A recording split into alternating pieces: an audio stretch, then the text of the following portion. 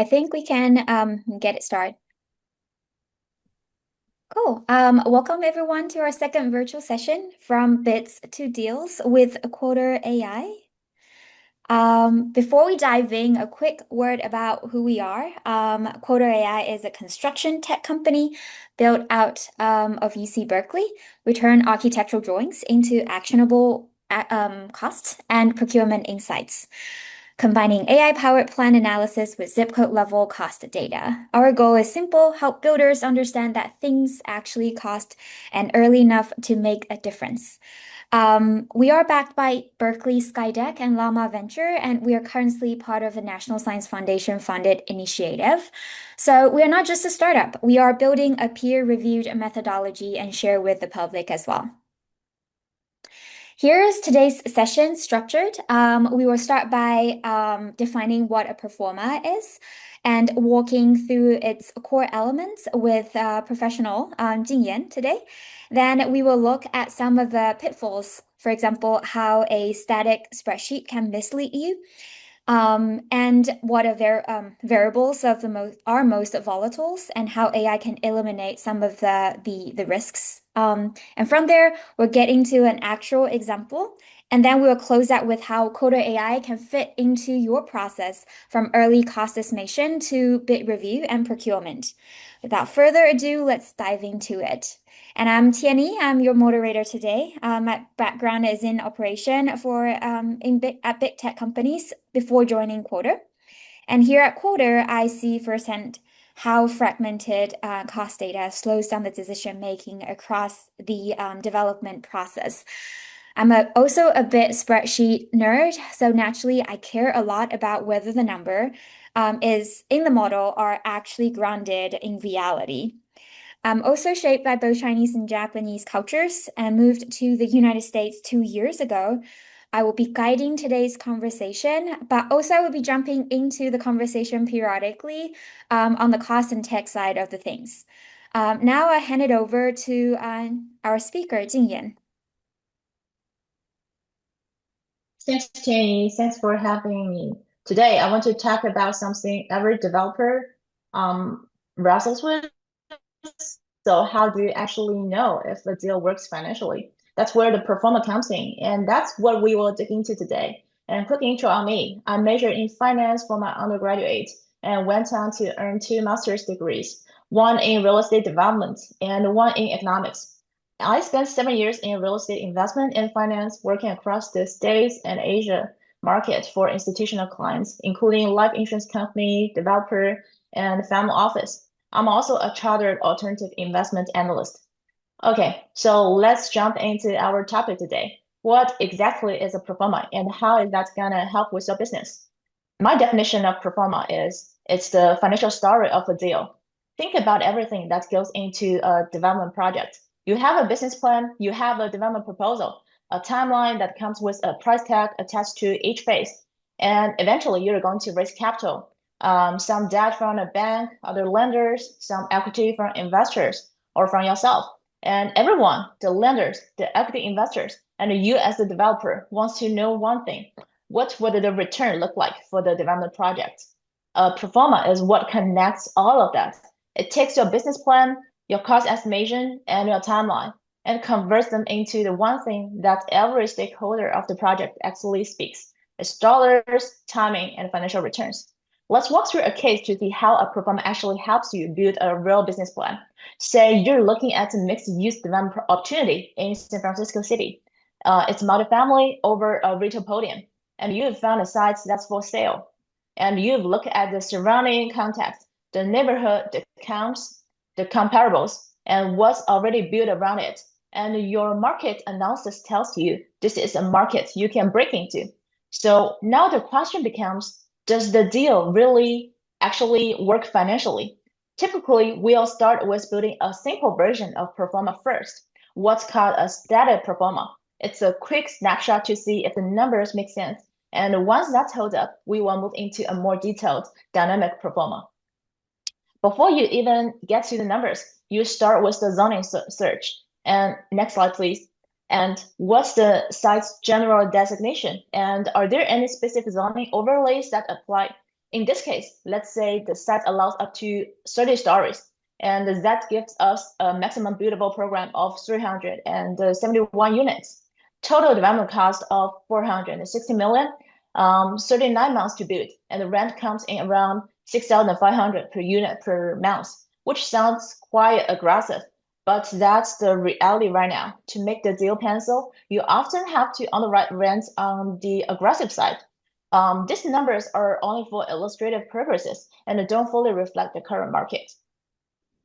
Next slide, please. Now we move into the static pro forma itself, starting with the income proceeds side. On the left, you've got your income assumptions, number of units, average unit size, and rent per square foot, and any other monthly income per unit. We're using a 5% vacancy allowance, which is fairly standard market practice. And one thing to note here, this version assumes the project pays an in-lieu fee instead of building affordable units on site. And later we'll compare this against a version where we actually build the affordable units on site and to see which approach makes more financial sense. And on the right, we calculate the gross rental income and subtract the vacancy. That gets us to the effective gross income. And we further deduct operating expenses, about 35% of effective gross income for the multifamily piece.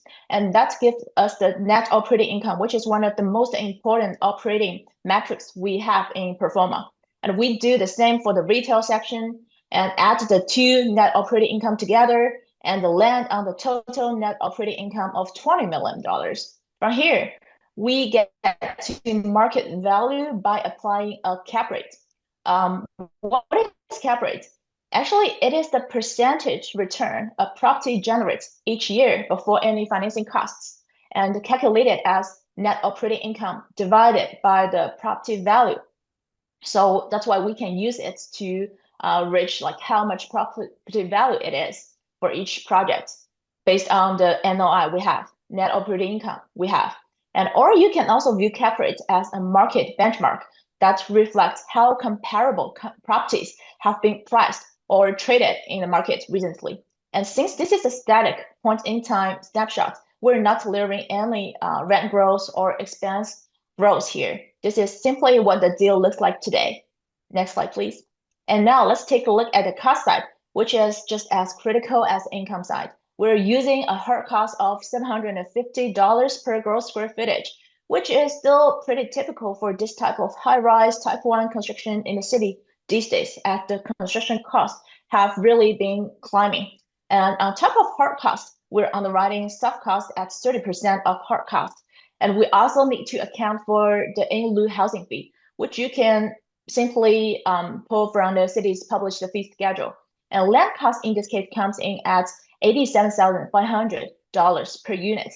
Add it all up, land, hard cost, and soft cost, and we land on a total development cost of 460 million. Next slide, please. Now we take that market value and subtract total development cost, and that gets us to the profit, about 30 million in this case. On its own, that sounds quite decent, but the absolute dollar number doesn't tell you as much as you want to know. What you really want to know is the return relative to your cost, because that's what tells you whether this is actually worth doing compared to other places you could put your money.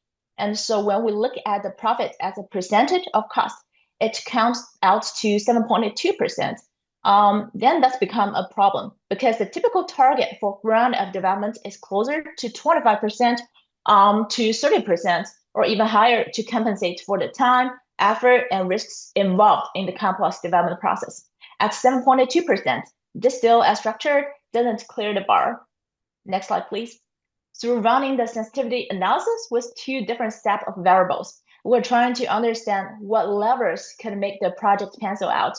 For example, could we reduce the hard cost to achieve higher monthly rent or underwrite to a more aggressive cap rate? One of the most critical variables in a development pro forma is hard costs, particularly in today's environment where construction costs can fluctuate rapidly due to various reasons like supply chain disruptions, labor shortages, and changing policy conditions. Given how important and uncertain hard costs can be, having realistic cost assumptions early on is really critical. Tianyi, Could you talk a bit more about how Quotr.ai's cost estimation service actually could help navigate these pain points? Of course, thank you, Jingyan.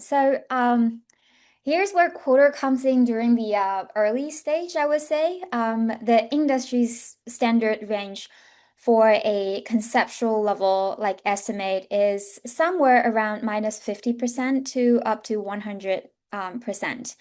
And that is an enormous band of uncertainty if you don't really have a drawing.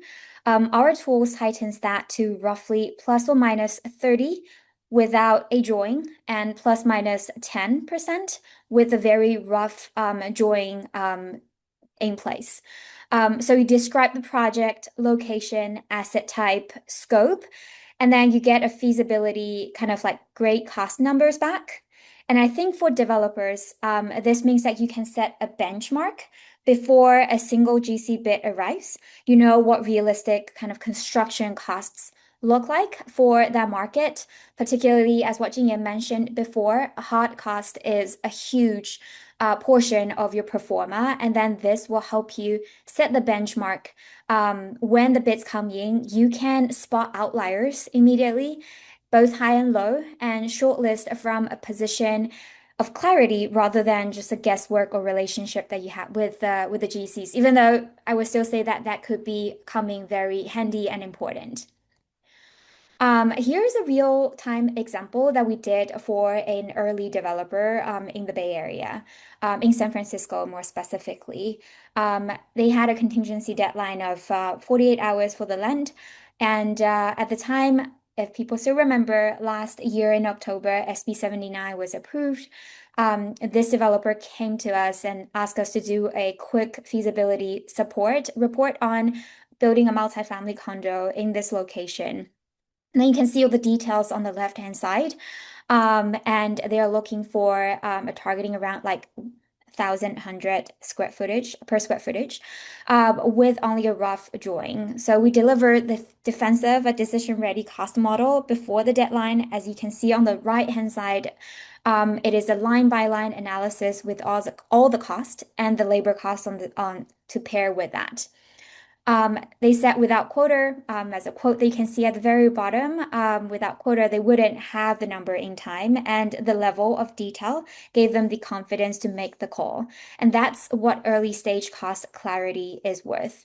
Of course, the performa is not just a static kind of spreadsheet that Jian just showed us. It is, of course, a process as well, as building a project would take quite some time, and there are also dynamic changes on it too. So I would pass it back to Jian to talk more about the process. Yeah, thank you, Tianyi, for briefing how Quotr.ai's cost estimation service could plug into the underwriting process. And you also made a point that building a performa isn't a one and done exercise. It's iterative, and you use the performa to test your assumptions and shape your business idea.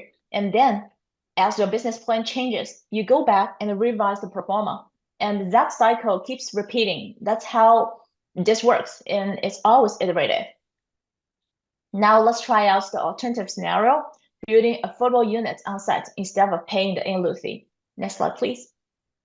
Most of our assumptions stay the same, and the only real change is how we allocate the units.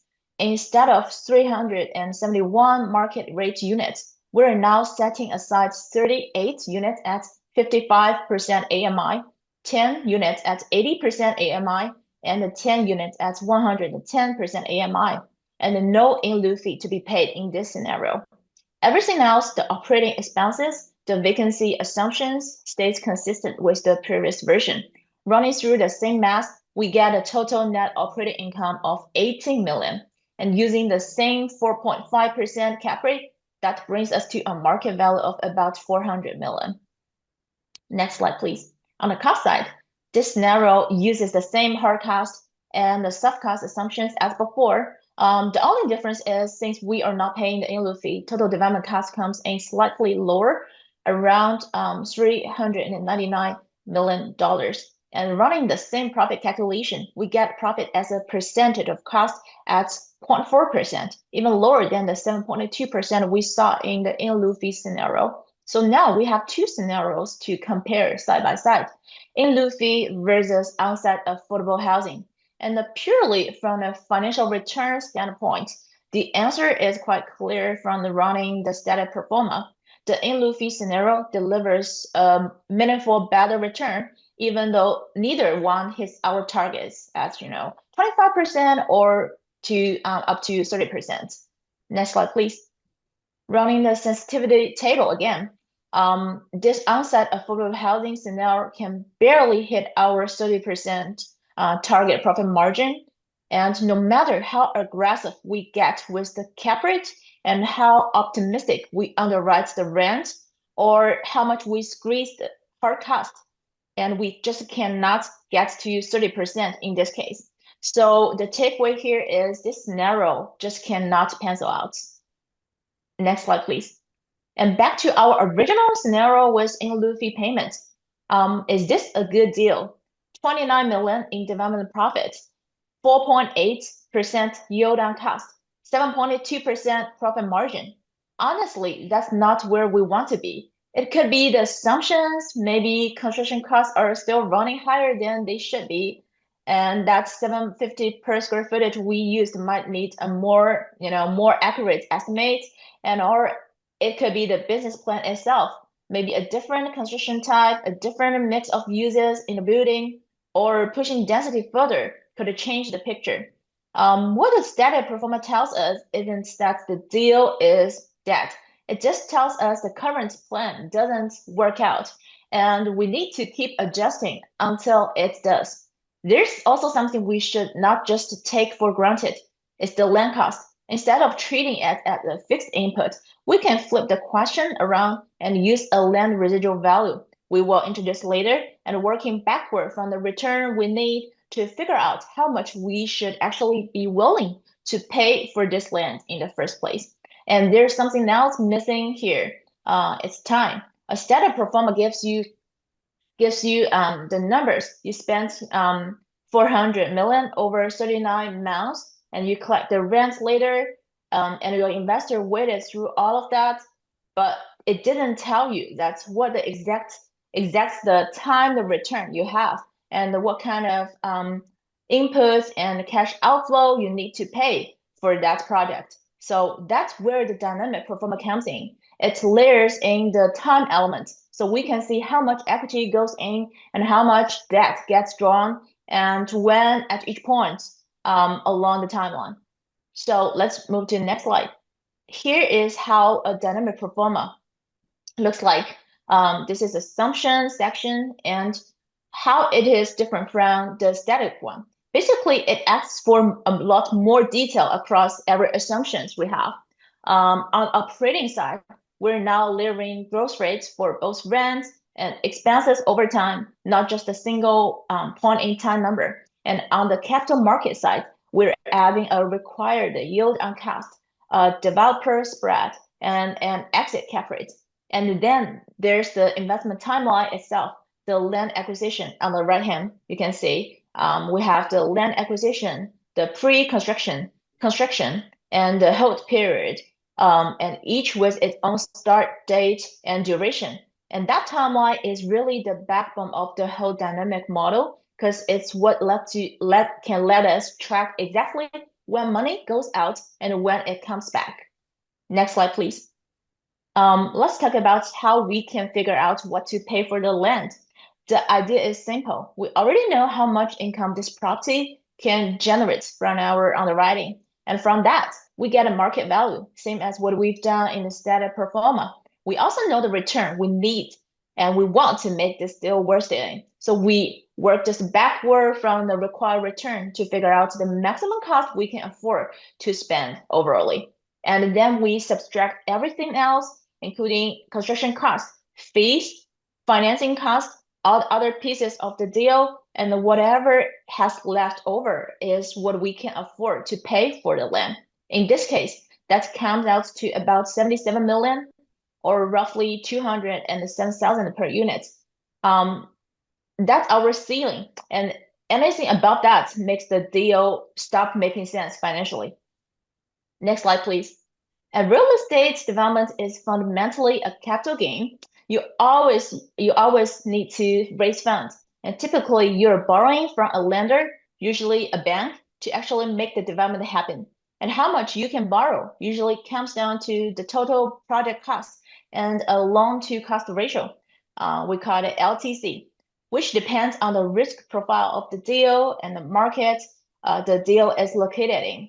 Market practice usually ranges from 50% to 75% for LTC, loan to cost ratio. Here we're on the right in the middle at 60%, as you can see on the left hand. And so 60% of our total project cost gives us a loan amount of about 257 million. The rest, the remaining 50% has to come from equity, whether that's from the developer, LP, or co-GP partner. Next slide, please. And with all those assumptions in place, we can now run the actual cash flows. What you're seeing here is the month by month picture. What money goes out and when it comes back in.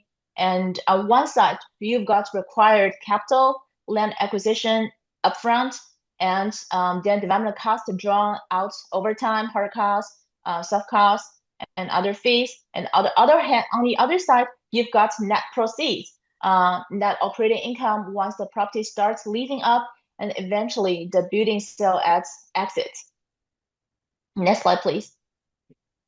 And this shows how the yearly cash flow looks like. It's a snapshot of the project over the life cycle from acquisition to exit. Next slide, please.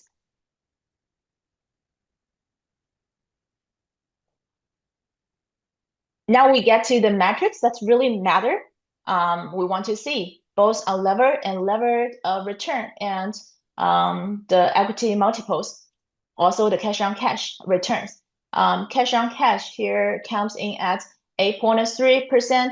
That's how much cash you're actually receiving each year relative to the equity you actually put in there in the project. And the IRR, internal rate of return, measures your annualized return over the life of the deal. It's 12.4% unlevered and 15.6% levered. From there, we can also calculate the total profit. We're also running a sensitivity table below. This time, we have variables on exit cap rate and construction cost per square foot to see what it would take to push the levered IRR from 15.6% to even higher level, and or to understand how much downside risk we are carrying if either of those moves against us. Next slide, please. And to wrap this up, so what actually makes a pro forma a good one? For me, it comes down to three things. First, the simpler, the better. And the second, the more dynamic, the better. That means once you change one input, and you should be able to watch every output moves with it, so you can test out different assumptions, including hard costs, the rent, and also your cap rate. And the third, the more realistic, the better. Every number should trace back to something real, either a comp, a bid, or a market study. And if the model doesn't reflect how the deal will actually get built and run, and the returns you're seeing are fiction, it's not realistic. And this is actually where accurate cost estimation matters most. When you go to a bank for financing, the bank definitely need confidence that your construction cost numbers is within a reasonable range and not too optimistic, not inflated either. If your numbers are off, the bank either over leverage the deal or you end up having to bring more equity out of your own pockets than you plan. A reliable cost estimation service like what Quotr could provide gives both sides of the table that certainty, which makes the whole loan negotiation smoother and more grounded. Tianyi, would you also talk a bit more on this? Of course, Roger that. So as what Jingyan mentioned, the process itself, it's a cap like the the real estate investment itself is a capital gain, and then the big part of construction cost comes from the bank. So once you get into this bidding phase, assuming that you already have a very detailed drawing from your architect, and also have a very grounded kind of like bids received from your GCs.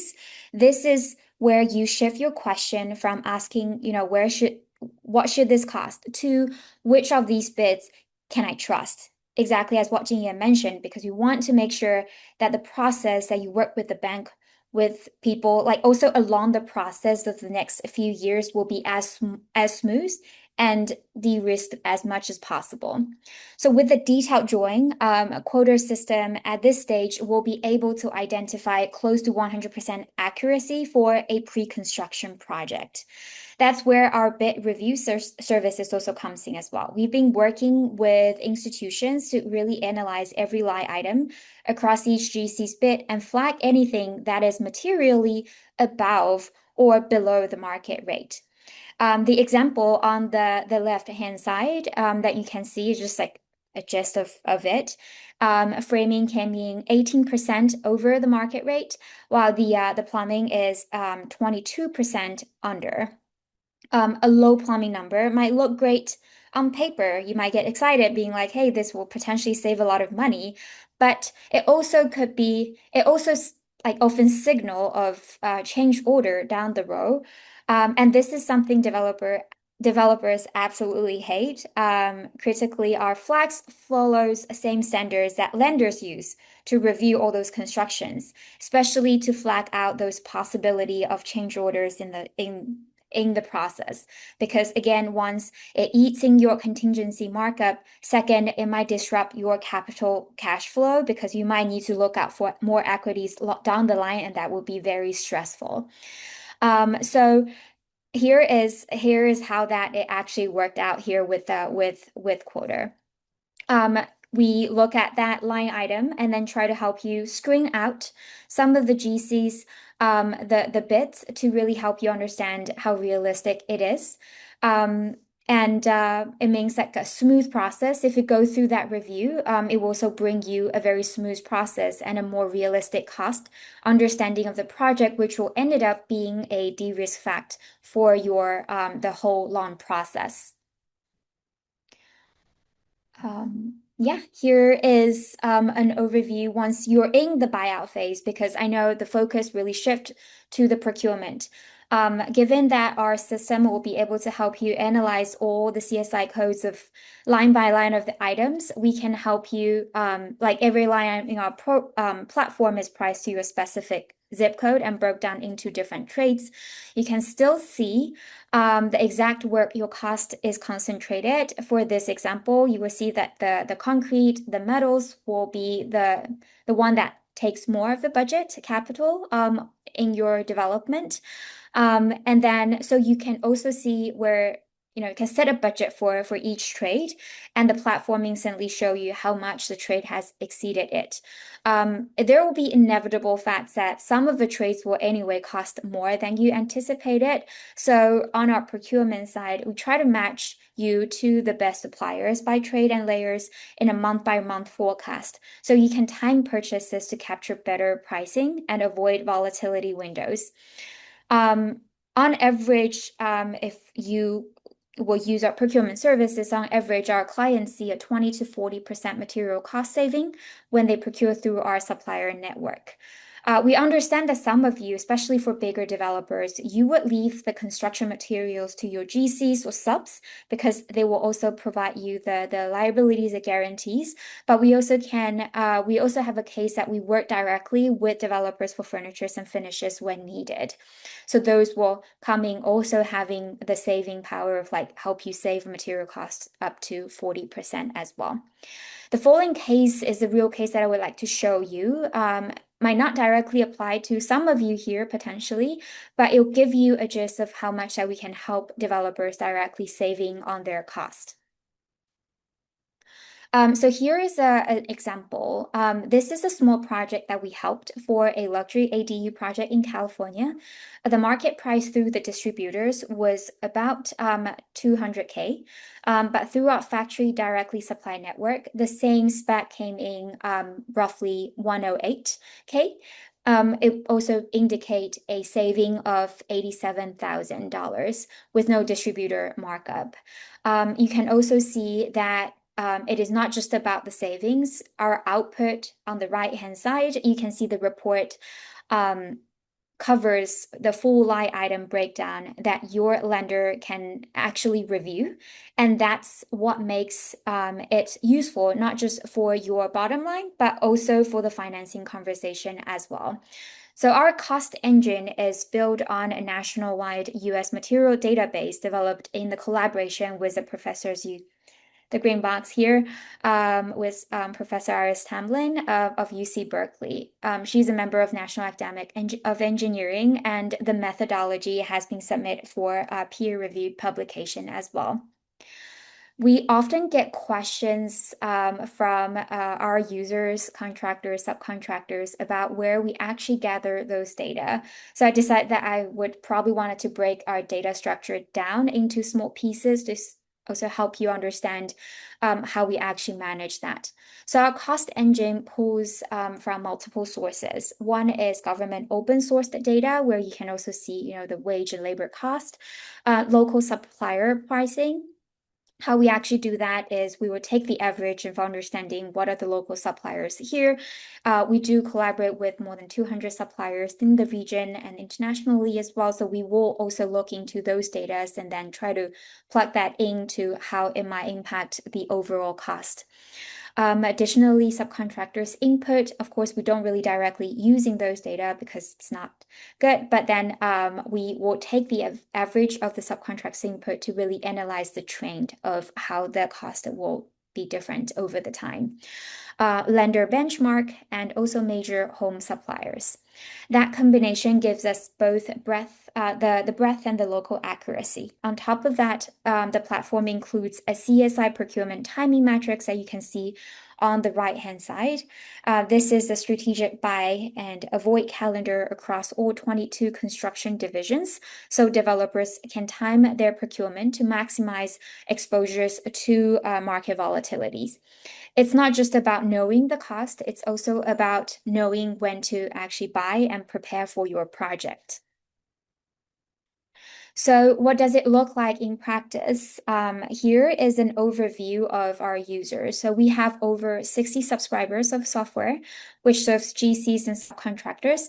If you're interested in learning more about our software and tools, you may review our previous session, our last online seminar that featured a walkthrough of our software product. But this time we want to focus more on the developers. So for them, or for people who has a needs for a report cost estimation reports, if you're initiating, your first couple projects and you have a very strict timeline, our quick cost estimation report will help you provide the report service under a 48 hours window with the great details that you have seen for the previous cases as well. We are collaborating with institutions for reviewing the borrower's proposals, and also that AI reports flags the issues before they reach the desk. So you will get a fast answer for your borrowers, and then for borrowers, you can also get a pre-check before you actually submit the proposals to the bank. So there will be less back and forth for inspectors. We're also building relationships with institutions, including UC Berkeley, Cal Poly as universities, and Vanderbilt universities for trying out tools for their teaching, working with City of Berkeley. Of course, our project is a National Science Foundation funded initiative. We're also working with National Hispanic Contractor Association and also BIA as well. We're not just building a software, we're trying to advancing how the industry thinks about the cost of data and building a community around that. This will be the last slide for this seminar today. Thank you all for joining us today. We cover a lot from, the performa side to particularly covering the cost of building, the hard cost part, and the volatility of the cost as well. So if you are interested in learning more, totally feel free to reach out us at contact@Quotr.ai. Happy to take any questions here or later, but also for people who are interested in trying our services or even trying out the software platform, we are giving out a 25% off coupon to the listeners and whoever dialed in today. Make sure you take a screenshot and save it on your site. Again, we thank you so much for dialing. I know that this is a morning time in your busy schedule, but really happy to take any questions and things that you want to know more about today's presentation. Thank you.